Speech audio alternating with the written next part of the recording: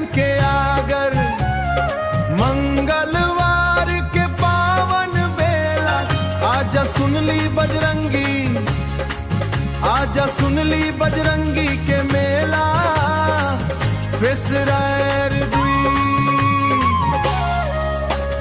मंगल के दिनवा पावन लागे, हनुमान जी के नाम सुहागे। जे करे माथे हाथ धर देले ओकर किस्मत चम चम जागे।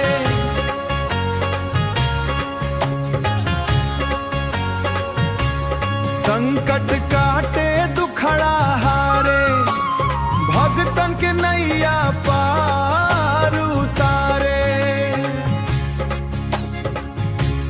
जय जय बोले सगरी दुनिया, बजरंग बली रखवारे। फिसरारे फिसरारे, जय हनुमान तोहरे नाम से मिटे परेशान।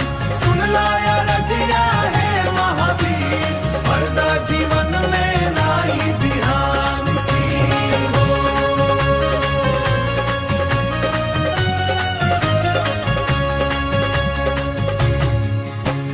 लाल सिंदूर चढ़े अंगनवा, गूंजे राम नाम के धुनवा।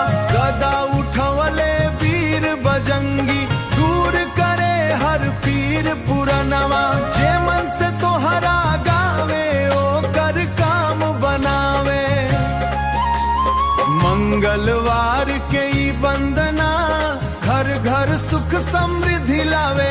ओ बाबा बोला पवन पुत्र हनुमान की, संकट मोचन हनुमान की जय। जय पे सारा फ्लैट संकट मोचन मोचन मोचन हनुमान की जय पे सारा फ्लैट। राम दुलारा अंजनी लाला, भक्तन खातिर बनल सहारा। तोहरे चरण में शीश नवाई, भक्ति के जोत जला दद दिल में। नाम बसे हर एक पल में, हनुमान जी कृपा बरसाई। सुख भर जाव जीवन में, ओई ओई शेर।